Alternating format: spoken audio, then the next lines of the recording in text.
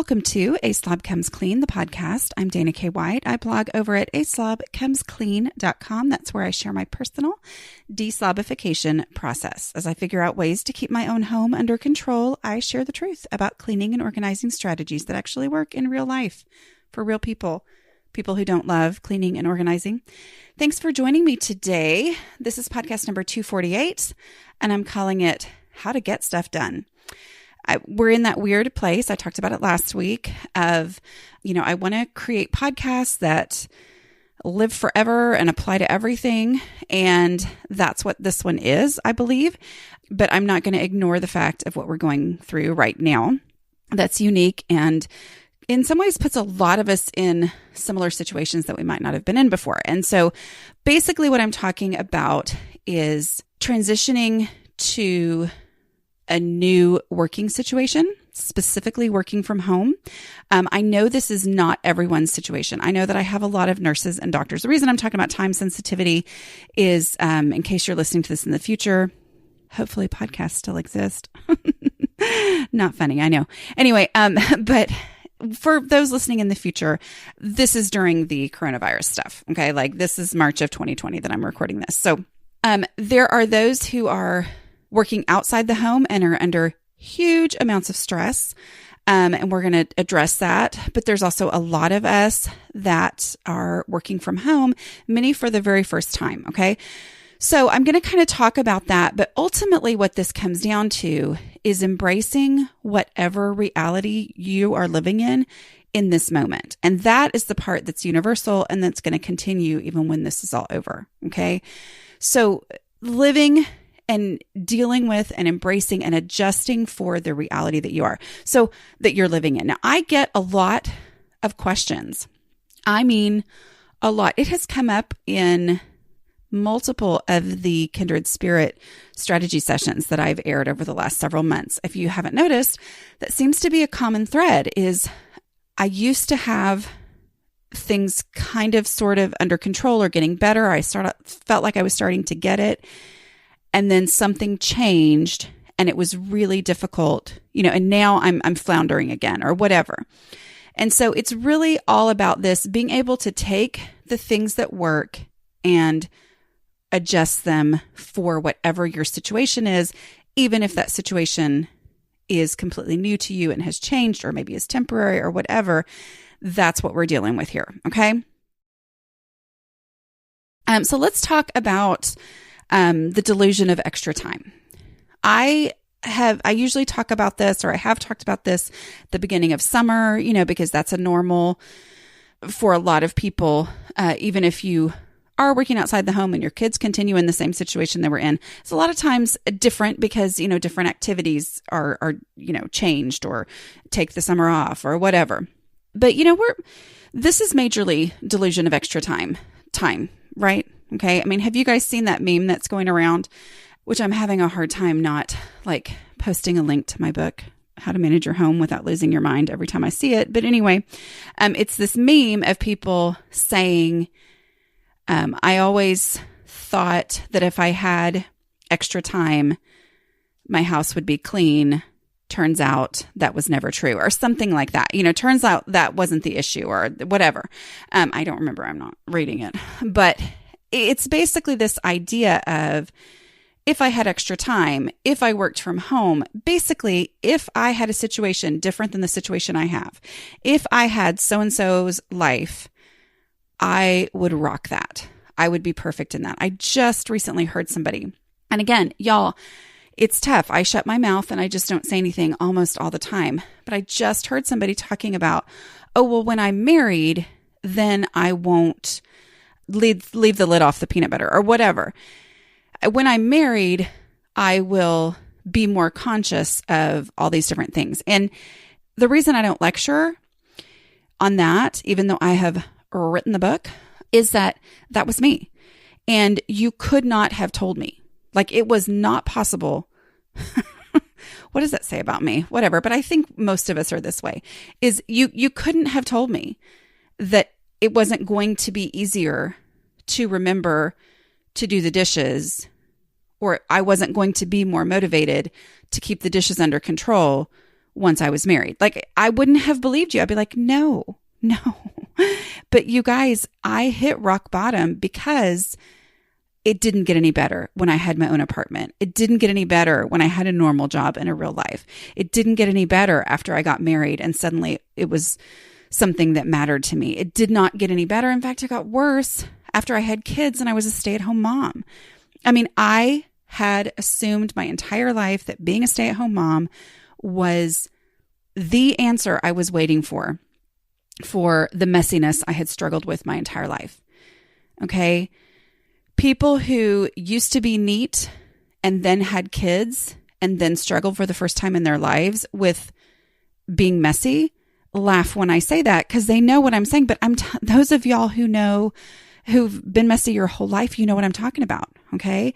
And so this is a huge reality check for a lot of people of, I just always assumed that if I was home all the time, my house would be neat. Well, guess what? You're home all the time and it's actually harder and it's not naturally happening. So that's been a big thing for me in this whole deslobification process is realizing it is never going to naturally happen for me, but I still want it to happen. So I have to figure out how to work with how my brain works and make it happen despite the fact that it's completely unnatural to me. Got it? Okay. So this delusion of extra time, the number one thing that has helped me is realizing that time is finite. Now, again, put that on paper 20 years ago and I would have been like, well, duh. But y'all, I did not behave. I did not think like that was the truth. And yet it is the truth. Time is finite. Okay. Just being home does not give you more hours in the day. You have the same number of hours in the day being home that you did when you worked outside the home. It's just re-allotted time. Okay. So being super realistic about the actual time available and the actual time required for different things that you either want to do or have to do is really important as you make this adjustment. Okay.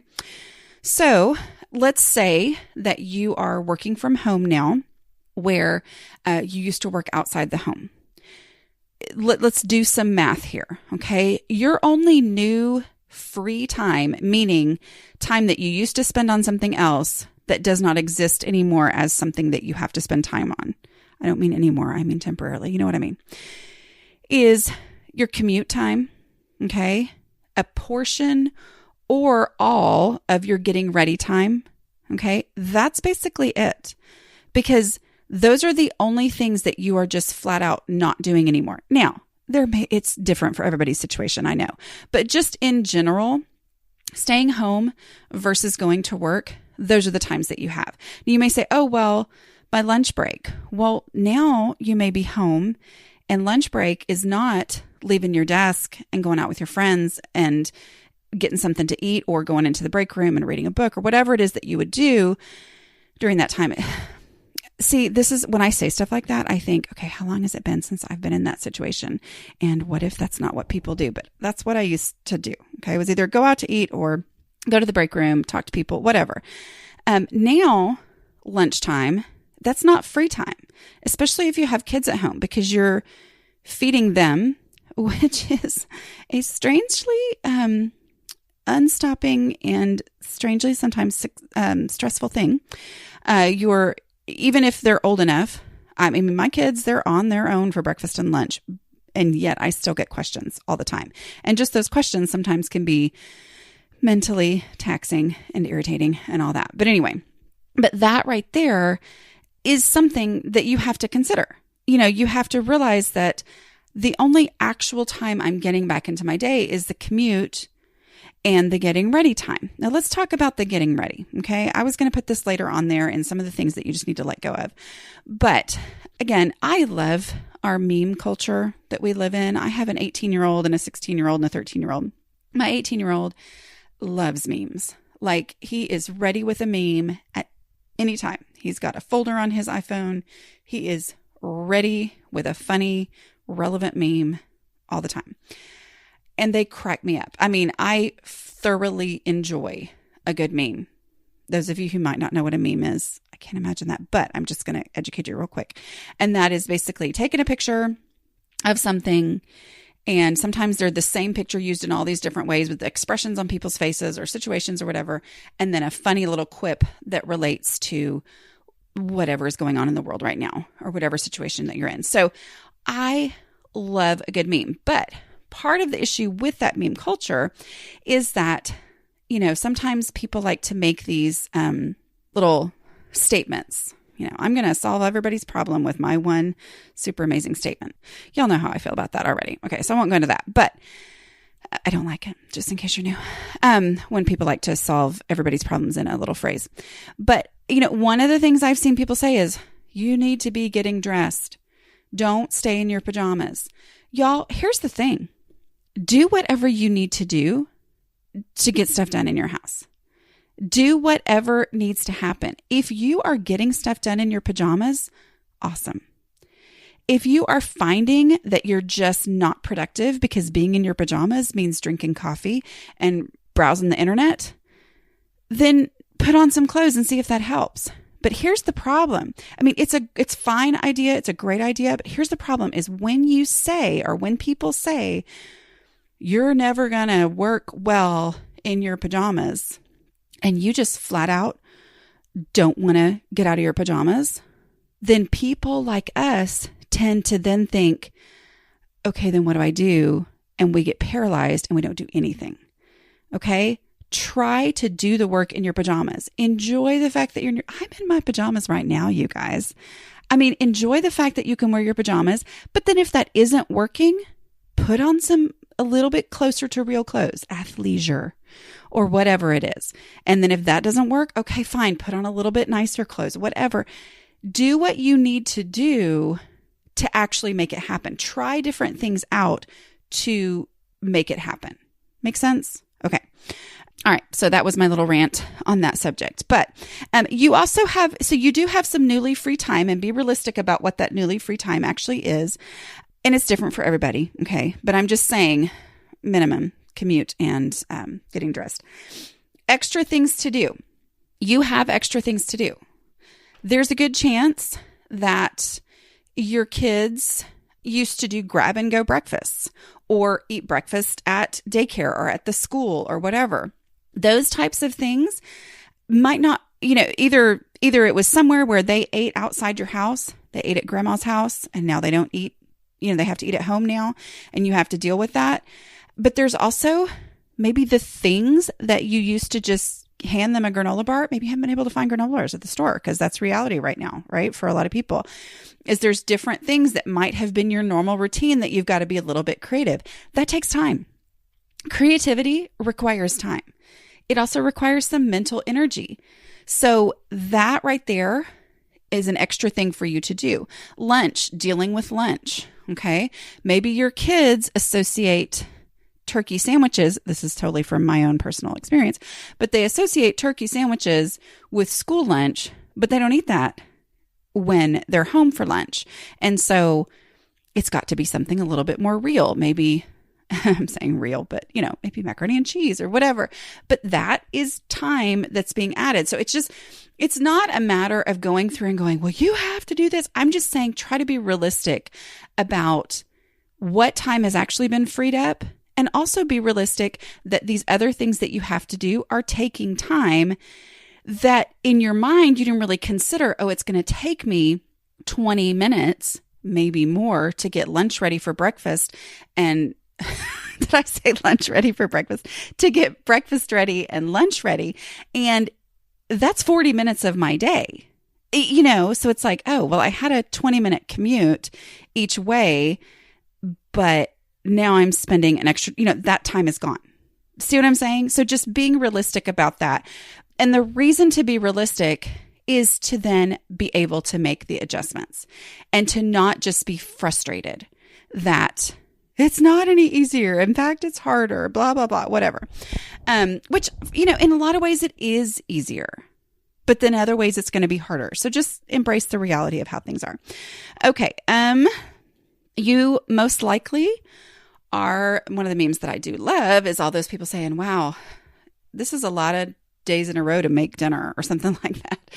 Because it's true. I mean, I've realized, oh yeah, I guess I did kind of stop for fast food when I was out and about on probably 2 days a week, And I'm like, oh, I can't do that anymore. Okay. So I'm using things up, and then, going to the grocery store. And I think right now we're in a time of about to be in the full on, shelter at home thing. So we can't just run to the grocery store and do all that. I mean, we can go to the grocery store, but it's not a constant hop in, hop out, because it's whatever. So, but I'm just saying that dinner, making it from much more from scratch than in the past, because you're trying to use up the ingredients that you have, that takes more time.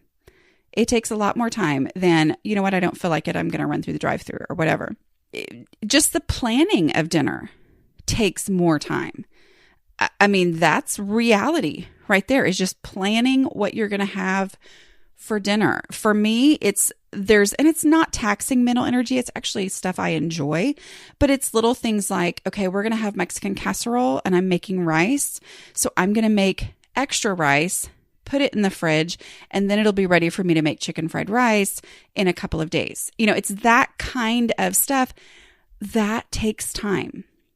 In your mind before, you might have just had these random thoughts of, well, I could do this and I could do this. And if my life was different, I would be so efficient and blah, blah, blah. And you had these random thoughts as you were commuting to work and wishing that your life was different.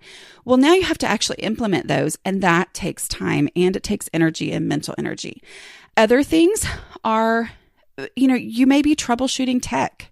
There may be, okay, you have to be online from this time to this time, but there's also the time of making sure that all that is in place and making sure it's all working, and then things don't go as you thought they were going to go. And so then that takes extra time to figure out why and how to fix it and all that. Child rearing takes time, and kids require time and mental energy. Okay. So this is a reality check that working from home and being a parent at the same time is kind of difficult. Okay. You don't have necessarily the opportunity to say, okay, I'm going to give all of me to this task for this amount of time, and then I'm going to give all of me to this other task. There's certain things that are going to be going on. Is the word concurrently? I think so. But at the same time, how about I say that? That's going to be going on at the same time. And you can't be fully present parenting and fully present working. So if you had a list of, 15 fun things that you're going to do with your child, and you have 8 hours of time on the computer that you're supposed to be clocked in and working, if you thought in your mind, which I'm only saying this because this was me, in my mind, I could do the work on the computer at the same time as I was spending the quality time with my kid. And those things aren't able to happen at the same time. It's reality. You can't do 4 hours of quality time with your kid at the same time you're doing 4 hours of meetings. And when you say it out loud, you go, well, duh. But you guys, that was the mentality I did not understand. When I thought of being a stay-at-home mom, I was always coming up with business ideas, but it seemed like it would totally work while having kids at home. And it never occurred to me that if I'm doing that, then I can't be doing this other thing at the same time, because you can't do things concurrently, or at the same time, in case concurrently is not really a word, but I think it is, right? Whatever. Here's the thing. When you write books, a lot of times you just go, if I can't look it up right away, then, because I try not to be on the internet when I'm writing a book, if I can't look it up right away, then I'm like, I'm just going to say at the same time. And let's be honest, if I'm aiming for 60,000 words anyway, then hey, that's 4 words instead of 1. I'm just kidding. I really try to delete a bunch of words. I do delete tons of words that I write.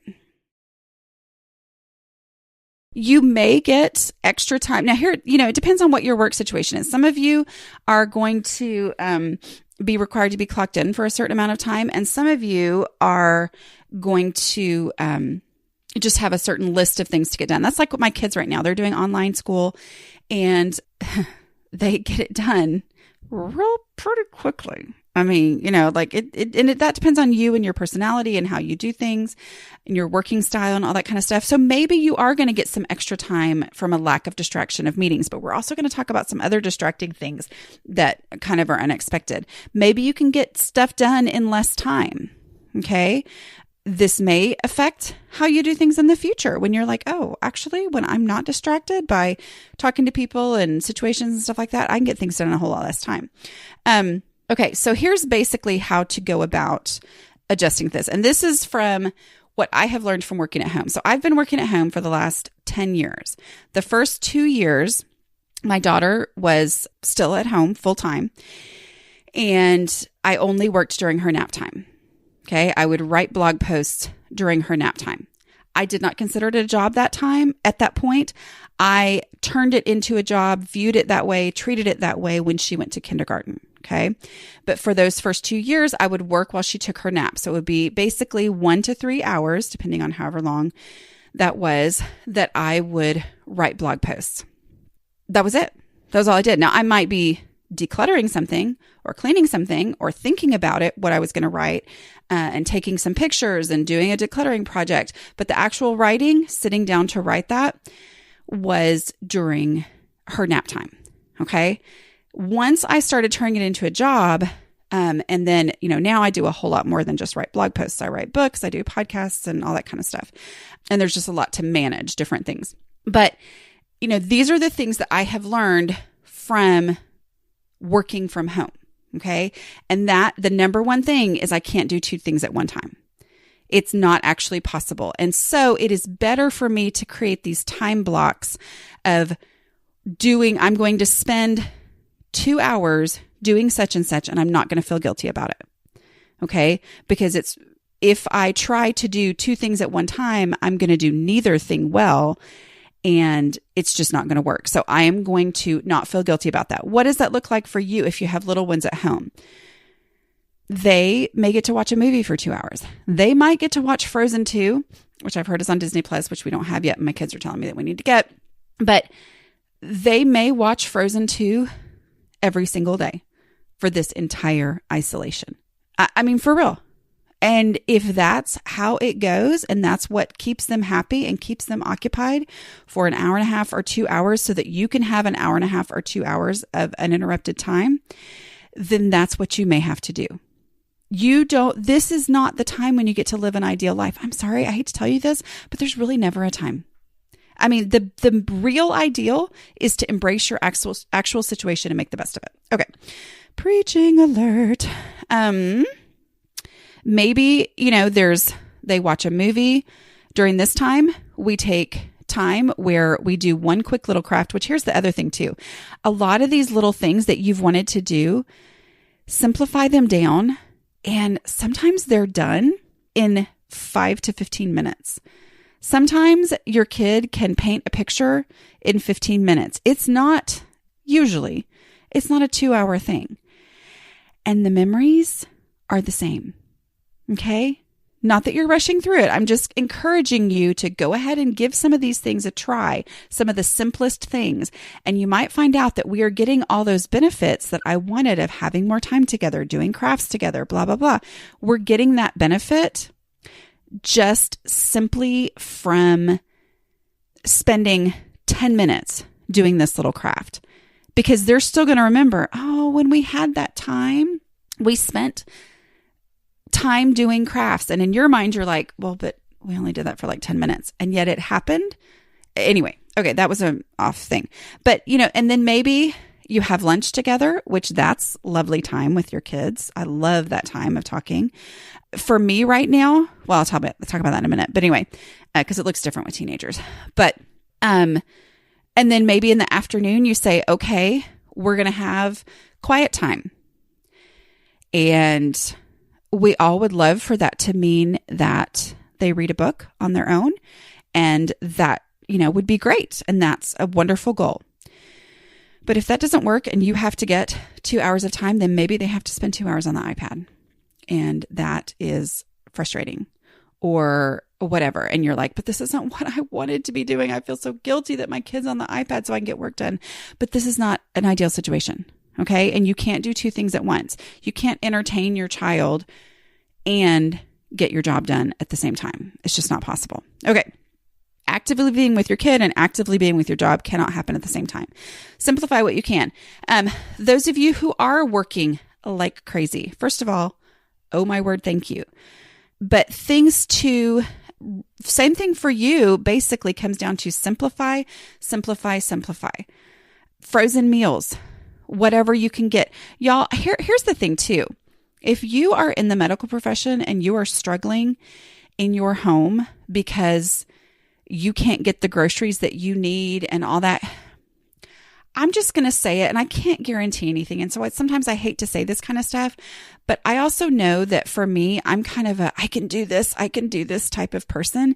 It's really hard for me to ask for help. If you are a nurse, I encourage you, or a doctor, or whatever it is that you are out there and it's making it really difficult to manage your even basic survival mode of your home because of our current situation. I encourage you to ask for help. Send out a text to a couple of friends. Put it out on Facebook. If you're worried that nobody's going to say anything on Facebook, just put, hey, send me a DM if there's any way you could help. Because then that way, if nobody has commented, you don't feel like the whole world saw your rejection. I'm sorry. These are little tips. Just say, send me a direct message. And then that way, even if you don't get any direct messages, everybody can assume that you got tons of direct messages. Makes sense. But just say, hey, I'm really struggling right now because of my work schedule and I'm not able to get to the store. And when I do, the super simple, easy meals don't seem to be there. Is there anybody who could help? I'm just telling you, there are a lot of us out here who would love to help. And I'm going to encourage those of you who are like, what can I do? Text your nurse friends. Text your doctor friends and say, text your anybody who works in these situations, friends, and say, can I make some meals for you? Can I make some casseroles for you?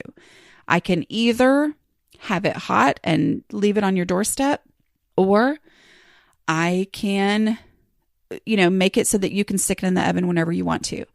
But if you're feeling like, I wish I could do something, that might be something you'd help. Now, I know there are the issues, and maybe you're super grossed out by the fact that you don't want somebody else cooking for you because of all these issues. I get that. I really do. And I'm going to acknowledge that as a real thing.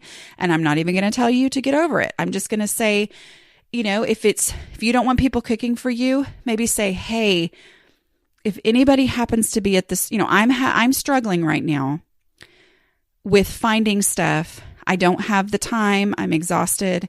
I'm scared to go into all the stores when, I'm dealing with all the things that I'm dealing with at the hospital anyway. Just ask if anybody is out there and you see, and be specific, Stouffer's lasagna or whatever kinds of frozen meals you can handle, list them out and say, if anybody sees any of these, would you mind picking up the limit for me, just because I'm really struggling because I can't do everything right now. And DM me if you are able to find something and you have any questions. That way, the whole thing I was talking about before. But be willing to ask for help, because I feel like there are people who want to help. So making this time is proactive scheduling. Now, when I say scheduling, if you guys know me at all, you know that I am not the one to be like, okay, from 8:15 to 8:35, we are going to do this. And then from 8:35 to 8:40, we're going to do this. No. Okay. Focusing on the basics of doing the dishes and working that into whatever actually works in your current schedule. Focusing on the basics of a 5-minute pickup whenever you start to feel that, oh my word, my house is getting out of control. Start the timer and do a 5-minute pickup. Okay. Those are great things for transitions, but they work better when you just do them when you think of them. Okay. And over time, you're going to figure out what works best for you. So one of the things for me is normally in a normal world, normal time, I empty the dishwasher as my kids are getting ready for school. I do that before I get started working for the day. Well, right now I'm doing much better getting work done when I get up super early. I'm also having a hard time sleeping, which means I get up really early.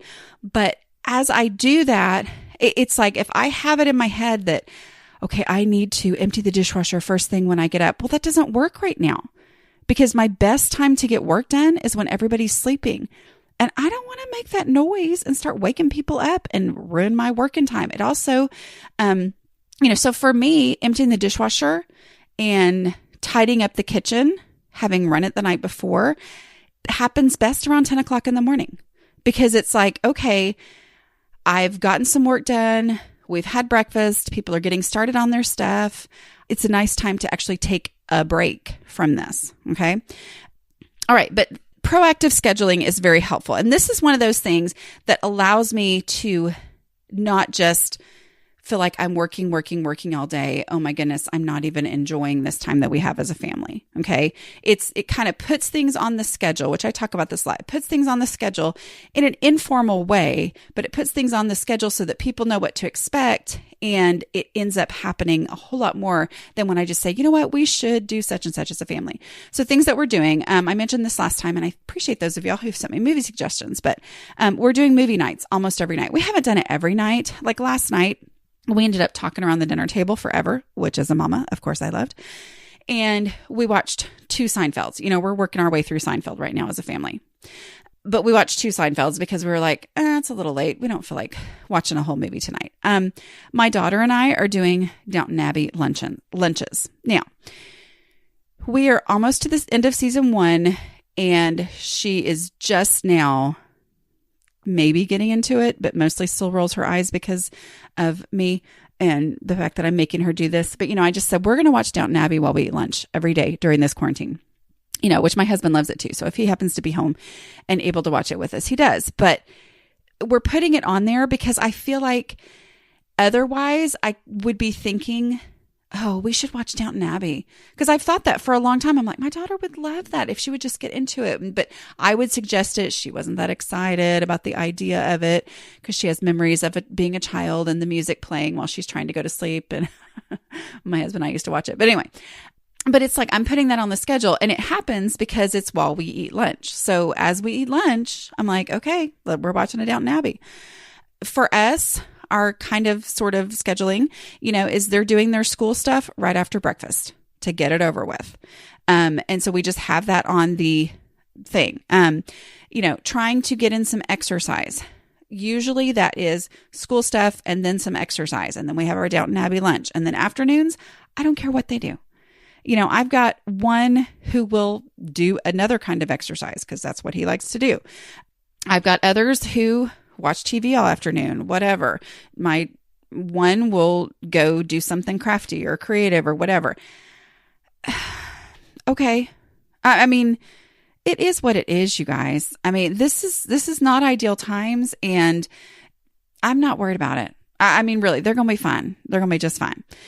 And then my older have gotten to where, they have groups of friends that will video chat as a group. And usually that's after our family movie because they're teenagers and they stay up late. Other ideas that you can do, my daughter got a letter in the mail from one of her friends, and it was the sweetest thing. So obviously she had sat down with her mama, or, her mama had given her some paper and said, here, write to your friends, whatever. And it meant a lot to my daughter. FaceTiming with friends, crafts free for all, just putting out the stuff, something like that. Other things for your sanity.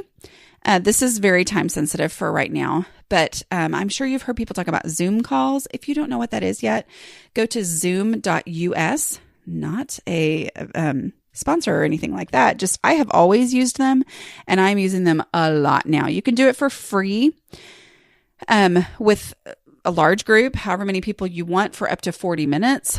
And you can do it for an unlimited amount of time with just 2 people. Okay. With just you and one other person. I have the paid version because I want to support them because they're doing a lot right now. But there's things, one of the beauties of all this is I have talked to my parents more on the phone. My college friends who I had not talked to in forever, like literally I think it had been 5 years for several of them. And these are like people who are my people. Like these are my heart people. We were able to all meet on a Zoom call, even though for years we got to get together, you guys, we should talk sometime, blah, blah, blah. We're able to do it because everybody's schedule is cleared right now. So we did that on Saturday night and we're planning to do it again. My mom friends, somebody texted me and said, I'm really struggling with my anxiety right now because of all this going on. And I was like, okay, well, let's schedule a Zoom call where we all talk to each other. We played charades with another family.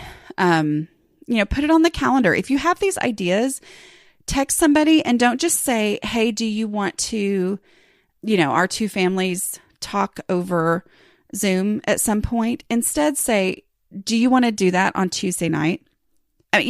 There's something about naming a time on the calendar.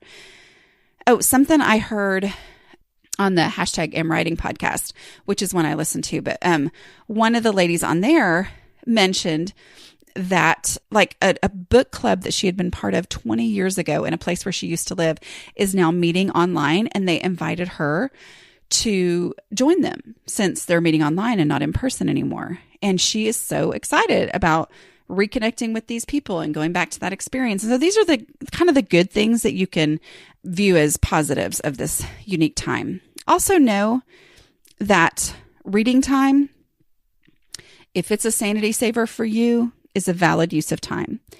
And, things aren't always going to be at this, maybe you always did baths in the evening for your kids. Well, maybe a middle of the day bath. Maybe they had their outside time and they take their bath before dinner. Now, safety, obviously, depending on their age and how much you have to be right there and all that kind of stuff is something you have to consider.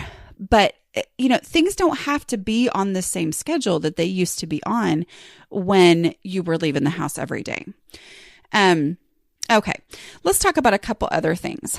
For me, I had to figure out when my best working time is. And this is something I have really adjusted over the last year of working at home. And that is that I do my best creative work in the mornings. And yet my natural tendency was to deal with email first thing in the morning.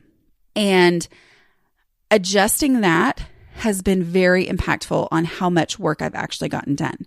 So for you, it might be, when are my kids most able to sit in front of a movie and not need me? Like, what time of day works that best for them? And that might be when your best creative time is going to be, because that's when you have fewest distractions, whatever. It might be that, you have to do your work after the kids go to bed or before they get up in the morning, because it's just not a reality for you to, combine that with them being awake and needing you. But finding that time that works the best and going for it. And because then, like email and stuff like that, I can do that with less concentration. Okay. So I'm able to do that maybe while we're watching a movie together or what, although I don't really do that, but I'm able to do that with some distractions. If my kids are needy or in a situation where they're coming in and asking me something every 5 minutes, I can handle working on email during that time as opposed to creative time when I need there to be no distractions. But let's talk too about the reality of, if you're working from home, it can start to feel like you're supposed to be available all the time. And obviously this depends on your employer. But the truth is, it works best if you will set up boundaries for that and say, I am going to answer email, during these specific hours. This is when I'm going to deal with that. So it took me a long time, but I feel no guilt whatsoever about not responding to a Friday afternoon email until Monday morning, even if it is quote unquote urgent, because I'm like, if I was working in an office, you would not expect me to respond to you on a Saturday morning. And so I'm not going to, because this is a business. Now, those of you who've sent me emails and I've never responded, I'm sorry. Oh, well. Anyway, but we're talking about, business expectations, or, hey, Dana, we need such and such from you such and such contract signed. I'm like, well, you don't need it on a Saturday because that's not business hours. That's just my mentality. But it took me a long time to get there. So I'm trying to give you that permission to realize that you don't have to respond to emails immediately. Okay. So take the notifications off your phone. Because here's the other thing too. One of the things of working from home or having this accessibility, this portability of, technology and communication is that maybe somebody else that you have to communicate with for work, maybe their time with their kids is from 10 to 12 at night, from 10 p.m. to 12 a.m. Maybe that's when they're getting their work done. But if you have your notifications on, then your phone is going to ding unless you have it turned off, which you should, while you're trying to get the only rest that you can get, so it's that acknowledge the fact that they may need to be working at different hours than you're working, but set up your time of this is my time. And if somebody complains, then you say, I'm able to answer, I am designating these hours as my email answering time. Okay. Because usually the people who are truly urgent have your number to text you, and that tends to be a little bit easier for that. So, if you have just personal people or work group texts or things like that tend to come through and it frustrates you because you're like, I can't ever concentrate because of these texts coming through or whatever. I don't know about how it works on an Android, but on an iPhone, if you go to that specific text conversation and you tap on the little I with a circle around it next to that text conversation, or actually now it's just a little like side arrow up there. Then you tap on the little I with the circle, which is info. And then you scroll down to the bottom. It's going to have a place that says hide alerts, and you can turn off notifications on that one specific text conversation. You're still going to get the text, but it's not going to buzz your phone. It's not going to come across your screen that you got that text. And that means on your own time, when you decide you're ready to deal with the text, then you go and check it, and then you see what needs to be dealt with in that. Okay. So it's taking that control of your own time, because if we're all, kind of off schedule here, then the tendency can be for people to just, send you stuff at any time. So you have to be the one to control when you're seeing that and when you're dealing with it. And if you just have people set alarms. If you're concerned about things, if you're thinking, okay, well, I may go all day and forget to go check my text, set an alarm. You can have them set to go off at the same time every single day. I have so many alarms set on my phone. And I think a lot of that has to do with me working at home. I'll be honest, there have been times where I see that my husband has like one alarm on his phone, and it kind of makes me jealous because I'm like, I have literally so many that I can go back and find one and just turn it on instead of, setting a whole new one. But the reality, I think, of working at home is that time can get away from you because there aren't natural things happening around you to break up and show, what time it is. It's not like, oh my goodness, it's already lunchtime because I see all these people leaving, or, whatever it is. Alarms are your best friend. My daughter would have missed her online dance class last night if I had not set an alarm, because I would have completely and totally forgotten. So set those alarms, set an alarm for when you're going to check text, when you're going to check email, whatever, if you feel like you need to. And then if people have expectations of you that are unrealistic, meaning I wanted to spend a couple of hours working on my house, decluttering. We talked about that in last week's podcast. I want to spend this time wisely. I want to do this. And yet people are somebody else happens to be bored at that time. Maybe it's not business related, but it's personal. And they are texting me and all that. You can turn off their text and deal with it later. You can hide the alerts for that. But also be real honest. I'm really wanting to get this decluttering project done. And you know how distractible I am. That tends to stop people from saying things when you're like, how hard this is for me. How much I've always wanted to work on my house. So don't be upset if I don't text you back. I will get back to you tonight. I promise, if I don't see this, whatever. So just, blame your overwhelm, blame your decluttering, blame your distractibility, whatever. But also, if people want to talk on the phone, put them on speakerphone and work anyway. And then that way, if the water's running and there's a lot of doors opening and you're out of breath because you're bending over stuff and you're as you put things away, maybe they'll get the point, right? Okay. So y'all know me, I'm overly honest anyway, but that's one of the things that I'm like, hey, this is my reality. I've got to get such and such done. If I can talk to you at the same time, great. Otherwise, it's not going to work, or, hey, I've got 20 minutes right now before I've set an alarm that we're going to have our family movie night. We're starting our family movie at 7:00. So I can talk to you right now until, 6:55, whatever. Just setting those end times, parameters, things on the schedule. Having something on the schedule allows you to be able to say, oh, I would love to talk right now, but I decided I'm going to get the closet decluttered before lunch today. There's something about that puts it off onto the project, puts the blame, like you blame the container for things, blame the project. Okay. I hope this has been helpful at all. And I hope, oh my goodness, I've talked forever. Whew. Oh, well, whatever. All right. I will talk to you guys later. Bye.